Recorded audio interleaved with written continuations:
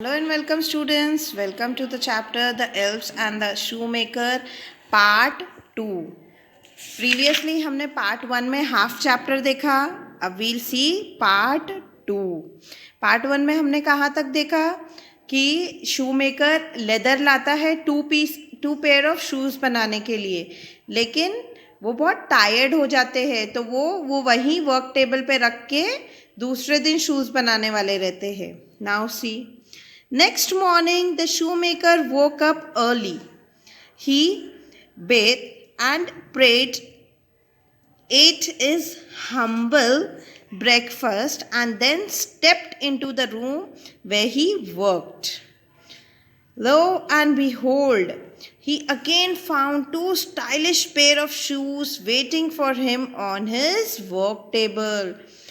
अभी दूसरे मॉर्निंग में वो फिर से उठते हैं, प्रेयर करते हैं, अपना ब्रेकफास्ट लेते हैं और वो जैसी वर्क रूम में उनका जहाँ काम चलता है वहाँ एंटर होते तो फिर से वो क्या देखते हैं कि टू पेयर्स ऑफ शूज़ वहाँ पर स्टाइलिश पेयर्स ऑफ शूज़ बने हुए रेडी है ना. With a prayer on his lips and a tears in his eyes, the shoemaker once again thanked God for his fortune. Shoemaker ये चीज़ देख के बहुत ज़्यादा खुश हो जाते हैं, उनके आँख में आंसू आ जाते हैं, है ना. तो वो गॉड को थैंक यू बोलते हैं वो चीज़ के लिए, जो फॉर्च्यून, जो गिफ्ट गॉड उनको दे रहे हैं. That day two more rich clients bought the shoes at the great price. Again the shoemaker bought more leather and left it in the room. The next day the shoemaker found 4 pairs of attractive new shoes in his work table. This went on for some time. अब वो stylish shoes फिर से 2 पैसे वाले rich लोगों ने खरीद लिए. फिर से शूमेकर के पास पैसे आए, उन्होंने और ज़्यादा लेदर लाया और शूज़ बनाए. ये चीज़ चलती गई, वो लेदर लाते गए, रात में वहाँ रखते गए और उनको सुबह वहाँ पर शूज़ रेडी मिलते गए. The shoemaker had become quite rich. He could buy lots of leather and make many shoes at once. Before Christmas the shoemaker's wife suggested that they will find out who was helping them with the shoes at night. अभी ये सब करते करते ना shoemaker के पास बहुत सारे पैसे आ गए, बहुत रिच हो गया. अब ना क्रिसमस आने वाला था. क्रिश्चियंस लोगों का फेस्टिवल होता है जो ईयर में 1 टाइम ही आता है, जो हम लोग 25 ऑफ दिसंबर को सेलिब्रेट करते हैं, करेक्ट. अब क्रिसमस आने वाला था तो शूमेकर की वाइफ उसको एक सजेशन देती है कि हम ना देखते हैं कि हमको रात में यहाँ आके कौन हेल्प करता है. So the couple hid behind the curtain of the workroom and stood in absolute silence.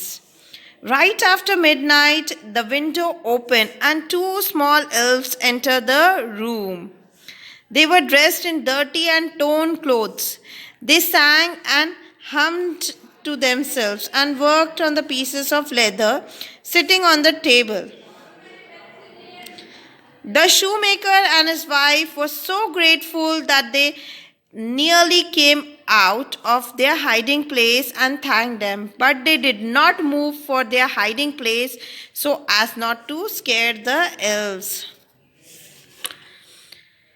अब दोनों शूमेकर और उनकी वाइफ क्या करते हैं, कर्टन के पीछे छुप जाते हैं देखने के लिए कि उनको कौन आके हेल्प कर रहा है.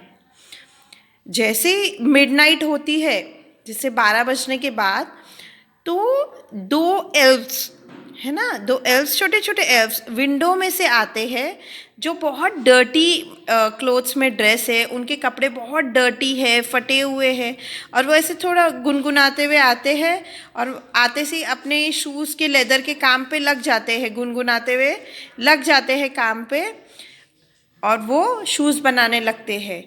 अब जो वाइफ है और शू मेकर है वो इतने ज़्यादा ग्रेटफुल होते हैं ना उनके कि उनको थैंक यू बोलना रहता है, लेकिन वो सोचते हैं कि अगर हम लोग उनके सामने ऐसे चले गए तो वो डर जाएंगे, स्केयर, तो इसीलिए वो नहीं जाते हैं.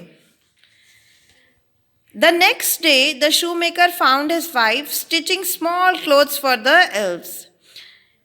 He was happy as he always wanted to thank the elves and could not think for a better way. That night, the shoemaker and his wife left the new clothes on the work table and left room silently. After a while, the elves came, as usual, looking for the piece of leather that the shoemaker would have left behind. अभी इतनी बड़ी help वो else ने shoemaker की थी, तो उनको help thank you बोलना था ना, लेकिन वो थैंक यू कैसे बोलते?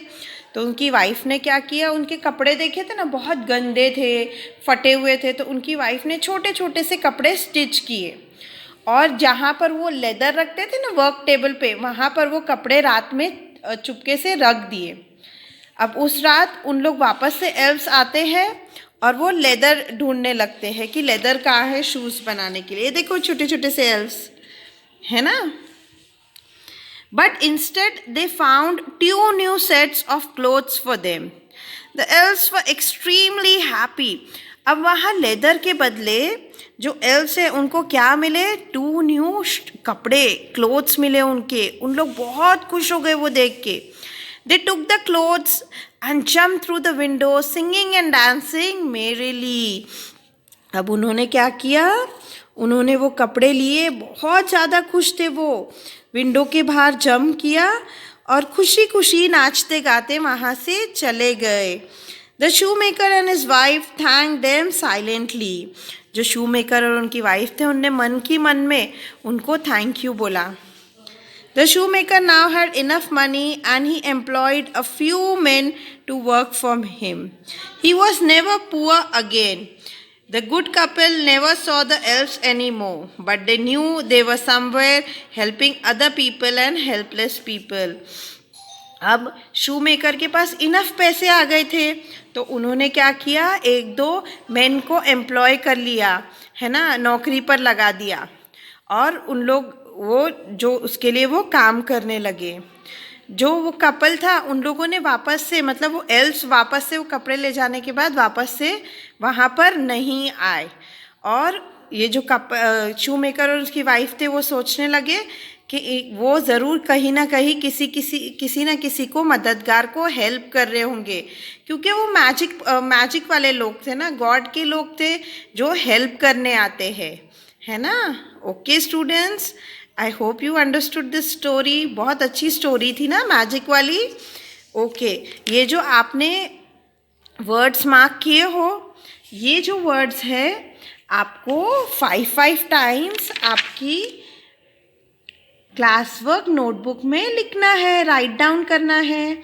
ये बहुत सारे वर्ड्स है, इसीलिए आपको 2 डेज में करके लिखना है। हाफ वर्ड्स आज लिखो, हाफ वर्ड्स कल लिखना, ऐसे 2 डेज में करके आपको ये 5 words complete, 5 time words complete करने हैं। 1 वर्ड 5 टाइम्स लिखना है आपको 2 डेज में करके, हाँ, क्योंकि बहुत सारे वर्ड्स है ना, एक साथ मत लिखो। Okay students, now you'll see the fill in the blanks. The shoemaker never had enough money.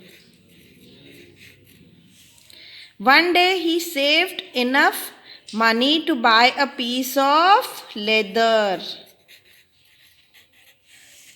He prepared leather and light, leaving it ready on his work table. In the morning, there stood a beautiful pair of shoes.